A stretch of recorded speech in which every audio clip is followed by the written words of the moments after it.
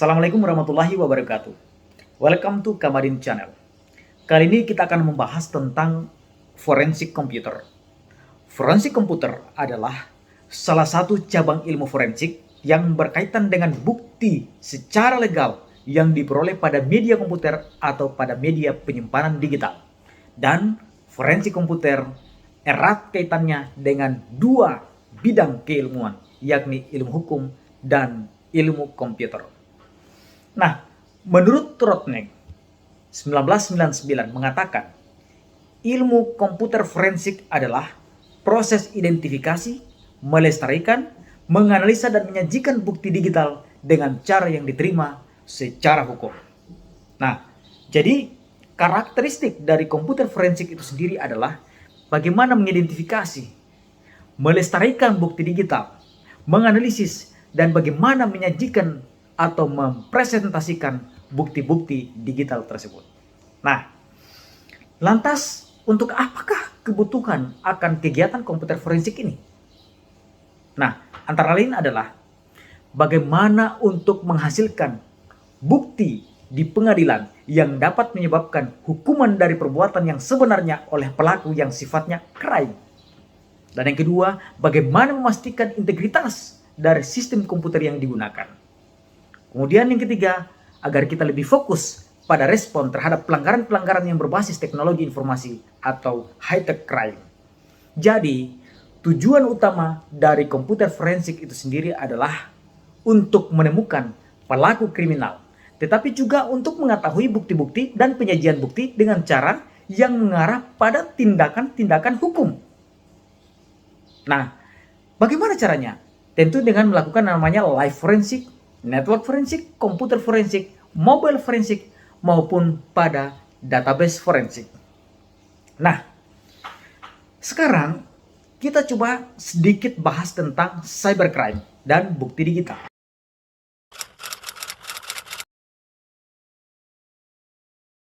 Kalau menurut saya tentang cybercrime itu sebenarnya pemahaman tentang kejahatan itu hampir sama saja. Apakah itu kejahatan yang sifatnya siber maupun kejahatan yang konvensional, gitu ya. Hanya memang kekhususan dari cybercrime itu karena alat yang digunakan untuk melakukan kejahatan itu menggunakan media elektronik atau siber, gitu ya. Tetapi pada prinsipnya tentang kejahatan itu sama saja melanggar norma, gitu kan, norma masyarakat.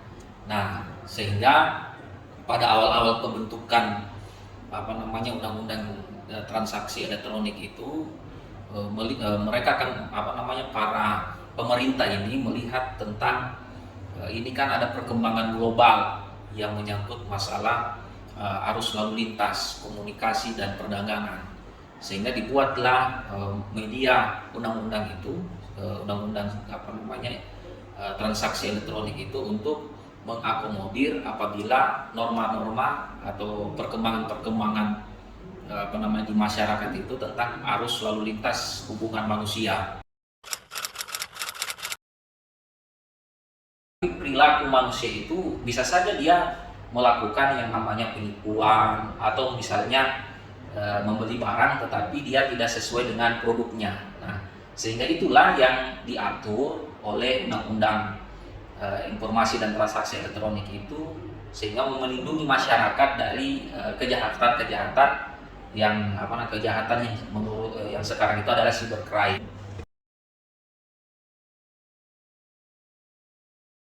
Sebagai alat bukti dari kejahatan-kejahatan yang sifatnya siber itu, memang di dalam undang-undangnya juga mengatur bahwa semua yang bersifat pembuktian elektronik itu merupakan sesuatu alat bukti di dalam undang-undang itu. Walaupun juga kita memperhatikan bahwa persoalan barang bukti itu diatur dalam KUHP, gitu ya. KUHP kalau tidak salah pasal 184. Nah, KUHP di sana. Nah, saya memang ada ada kasus tentang kejahatan yang sifatnya fitnah, gitu ya, di dalam undang-undang di dalam siber itu. Yang penting adalah memang kita harus kalau memang ada kata-kata yang tidak enak misalnya kan, nah maka itu kita harus screenshot gitu ya, dan itu bisa menjadi awal permulaan penyidik akan melakukan investigasi tentang persoalan kejahatan-kejahatan itu. Yang penting pertama adalah bukti bahwa orang itu melakukan perbuatan-perbuatan yang tercela, yang menurut orang yang yang dihina atau yang difitnah itu, dia bisa membuktikan bahwa terjadi yang namanya perbuatan fitnah tersebut. Saran saya kepada pengguna media sosial, maka memang kalau kita menggunakan media sosial itu kita harus berhati-hati. Yang pertama, yang kedua adalah walaupun kita di dunia maya atau di dunia maya ini, maka kita harus tetap mengindahkan yang namanya norma-norma yang hidup di dalam masyarakat. Apakah itu norma yang sifatnya tertulis maupun juga norma yang tidak tertulis. Karena sekarang ini bahwa jarimu itu bisa menjadikan kamu sebagai melakukan sesuatu tindak kejahatan. Maka berhati-hatilah untuk menggunakan jarimu memposting sesuatu tanpa mengikuti norma-norma kaidah hukum yang hidup di masyarakat. Demikian. Itulah tadi pendapat dari Dekan Fakultas Hukum Universitas 19 November Kolaka. Baik, kita lanjut ke tema kita, cybercrime dan bukti digital. Cybercrime adalah suatu tindakan yang dilakukan oleh oknum tertentu di dunia maya. Terjadi ketika teknologi informasi digunakan untuk melakukan atau menyembunyikan sesuatu pelanggaran atau kejahatan atau yang sifatnya crime itu tadi, baik secara langsung maupun secara tidak langsung. Yang dimaksud dengan langsung di sini adalah menggunakan media elektronik atau komputer itu sendiri sebagai fasilitas untuk tujuan yang sifatnya crime. Contoh, perdagangan orang, narkotika, jual beli senjata ilegal, pornografi, penipuan, judi, provokasi, dan lain-lain. Sedangkan yang dimasuk secara tidak langsung di sini adalah komputer hanya sebagai pendukung aktivitas pelaku untuk tujuan yang sifatnya crime. Artinya, pelaku secara tidak langsung menggunakan perangkat elektronik atau komputer itu sendiri, tetapi dia berbasis data. Contoh, bagaimana mencari fakta untuk mengungkap sebuah kasus pembunuhan? Maka perlu untuk merekonstruksi kasusnya dan dengan melakukan klarifikasi tentang kapan dilakukan, mengapa dilakukan, di mana dilakukan, dan seterusnya. Dan ternyata dalam aktivitas pelaku tersebut ditemukan ada dalam percakapan via email dengan menggunakan komputer itu sendiri. Maka disinilah dibutuhkan untuk menarik data-data yang tersimpan dan relevan dengan kasus yang dimaksud. Nah, berikut ini menurut laporan dari ABCI, pengguna internet Indonesia hingga 2020 tercatat 196,71 juta dari total populasi 266,91 juta jiwa penduduk Indonesia. Berarti sekitar 73%. Jadi mengalami kenaikan 8,9% dari tahun sebelumnya 64,8%. Jadi lumayanlah pengguna internet Indonesia saat ini. Nah, Pusat Operasi Keamanan Cyber pada Badan Siber dan Sandi Negara atau BSSN mencatat ada sekitar 88 juta serangan cyber terjadi sejak 1 Januari hingga 12 April 2020. Puncak jumlah serangan terjadi pada tanggal 12 Maret 2020 yang mencapai 3 juta serangan. Dan setelah itu, jumlah serangan mengalami penurunan. Jadi cukup signifikan. Nah, jadi mengalami penurunan sejak diberlakukannya kebijakan yang namanya work from home. Namun demikian, selama WFH berlangsung, telah terjadi serangan siber yang memanfaatkan isu terkait dengan COVID-19. Dan insiden cybercrime ini merupakan kejadian yang mengganggu jalannya sistem elektronik. Misalnya, serangan virus, data breach, informasi pribadi, hak kekayaan intelektual perusahaan, web defacement, dan gangguan akses terhadap layanan elektronik. Nah, pelaku cybercrime ini tentu melakukan eksploitasi pada kerentanan sistem komputer. Dan serangan-serangan ini bisa jadi datangnya dari pihak internal organisasi, yakni karyawan, mantan karyawan, maupun mitra-mitra yang dipercaya. Sedangkan dari pihak eksternal organisasi itu sendiri, yakni para script kiddies, para peretas topi hitam, para peretas topi abu-abu ataupun topi putih, dan bahkan bisa jadi penyerang-penyerang yang terorganisir seperti terorisme, aktivisme, dan lain-lain.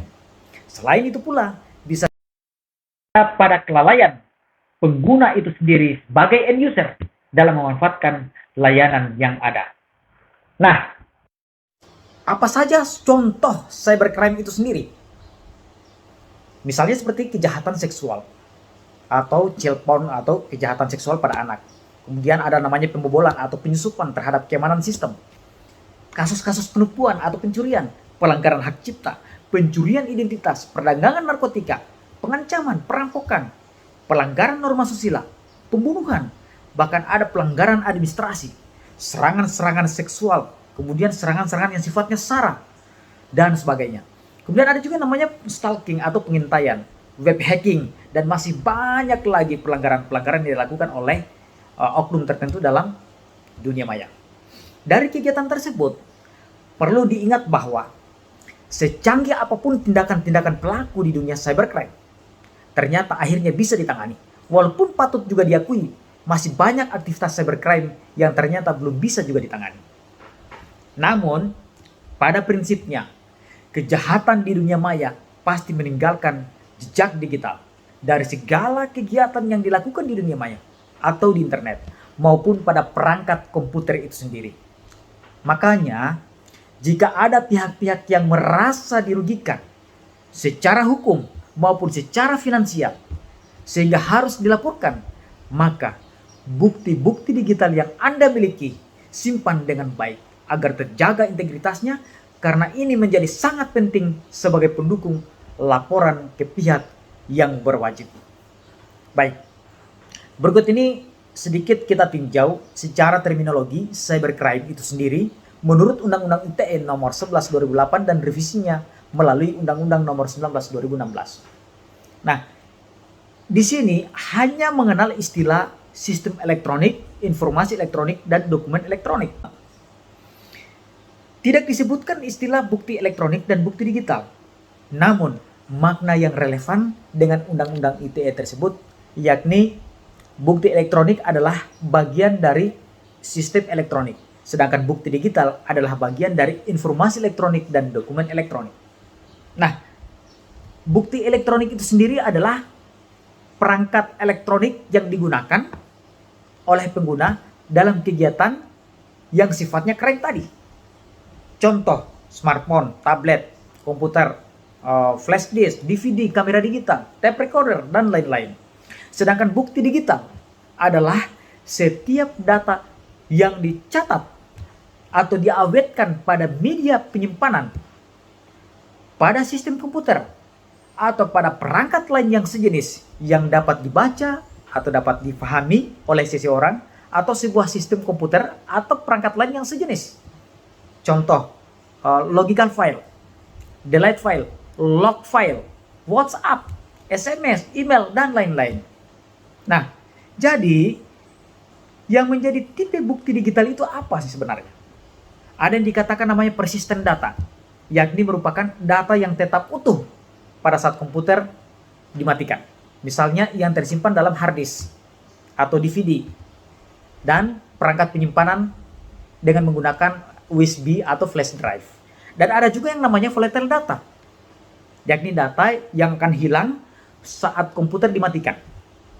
Nah, misalnya file yang sudah dihapus atau history komputer, registry komputer, file-file sementara atau temporary, riwayat browsing, dan email yang sudah dihapus. Nah, bicara tentang bukti digital, ini dapat diklasifikasikan menjadi 3 jenis data. Ada yang disebut dengan data aktif, yaitu data yang terlihat atau sedang dilakukan, misalnya program atau file gambar atau dokumen teks. Kemudian ada juga namanya data laten. Ini adalah data yang tersembunyi. Ini disimpan dalam format TIFF dengan tujuan untuk menjaga kualitas dokumen. TIFF. Data arsip, yaitu data yang tidak dapat dilihat langsung karena tersimpan pada lokasi dan format yang tidak umum, misalnya database log atau internet log. Berikut ini kembali saya akan sebutkan 10 lokasi bukti digital itu berada di mana saja. Yang pertama, file history internet. Kemudian yang kedua, temporary internet. Kemudian yang ketiga, Slack atau unallocated space. Kemudian yang keempat, daftar teman, catatan chatting pribadi, ruang pribadi, P2P dan lainnya. Kemudian ada namanya news group atau daftar klub komunitas yang diikuti, atau postingan di sosial media melalui blog, forum, mailing list dan sebagainya. Kemudian yang keenam adalah pengaturan komputer, struktur folder, nama-nama file dan seterusnya. Kemudian yang ketujuh adalah berkas-berkas penyimpanan yang diberi tanggal. Kemudian 8, sejarah penambahan software atau hardware. Kemudian yang ke-9 adalah kemampuan file sharing. Kemudian yang ke-10 ada pada email. Nah, pada umumnya untuk mendapatkan bukti-bukti digital tersebut dibutuhkan suatu proses yang disebut dengan akuisisi, yakni proses membuat salinan forensik dari barang bukti elektronik, seperti misalnya hard disk, thumb drive, atau server berupa gambar berkas atau file untuk tahap proses selanjutnya dalam menganalisis bukti. Akuisisi ini dilakukan untuk menjaga integritas barang bukti elektronik untuk menghasilkan salinan data dan identik tanpa mengubah konten. Jadi dari primary source gitu. Nah, langkah-langkah umum pada komputer forensik dalam proses akuisisi tersebut adalah ada yang namanya proses akuisisi komputer dalam keadaan mati atau dead acquisition. Ini biasanya dilakukan dengan menggunakan peralatan forensik. Ya, misal saja hard disk harus diambil dulu keluar dari komputernya, kemudian menghubungkannya ke peralatan. Jika memungkinkan, karena beberapa komputer notebook atau perangkat lain dengan solid state yang disolder, sehingga penyimpanan drive tidak dapat diekstraksi dalam bentuk atau dalam akuisisi mati tadi, gitu. Nah, namun ada metode lain untuk dilakukan ekstraksi dalam kasus seperti itu, seperti misalnya memboot sistem komputer dengan menggunakan CD atau USB, bisa menjadi pertimbangan yang lebih baik. Nah, jadi akuisisi komputer dalam keadaan hidup atau live acquisition adalah proses dalam keadaan on, komputer dalam keadaan hidup. Jadi data ini akan hilang jika sistem dimatikan atau diboot ulang atau restart. Hal paling utama adalah volatile, dan tentunya hingga pada yang tidak volatile. Tingkat volatilitas yang khas atau yang paling tidak stabil adalah memori, swap file, network process, sistem proses, file system information. Nah, itu tuh. Lantas, di mana komputer forensik ini dapat diaplikasikan? Bisa sebagai deteksi penggelapan finansial, bisa digunakan oleh jaksa pidana, bisa digunakan oleh para pengacara, dan bisa sebagai kebijakan keamanan organisasi, dan sebagai evaluasi sejauh mana pelanggaran dapat dideteksi. Nah, saya pikir bahwa kebutuhan akan komputer forensik bisa dari berbagai pihak, diantaranya jaksa pidana. Jadi mengandalkan bukti yang diperoleh dari komputer forensik untuk mengadili tersangka dan digunakan sebagai bukti. Nah, kemudian proses pengadilan sipil. Data pribadi dan bisnis ditemukan di komputer dapat digunakan dalam kasus misalnya penipuan, pencurian, pelecehan, atau diskriminasi. Dan bisa jadi juga pada perusahaan-perusahaan swasta, bukti yang diperoleh dari komputer karyawan dapat digunakan sebagai bukti dalam kasus misalnya pelecehan, penipuan, ataupun kasus penggelapan. Nah, kemudian petugas penegak hukum. Nah, ini dia bisa mengandalkan komputer forensik untuk jaminan cadangan dalam pencarian dan penanganan pasca perampasan barang bukti. Nah, kemudian ini pun juga bisa warga sipil atau individu tertentu, misalnya dengan memperoleh layanan dari profesional spesialis komputer forensik untuk mendukung klaim pelecehan, klaim penipuan, pemerasan, kekerasan, perselingkuhan, ataupun pemecatan dari pekerjaan. Itu juga dibutuhkan. Nah, sebagai penutup, bukti digital merupakan salah satu perangkat vital dalam mengungkap tindak kejahatan dunia maya.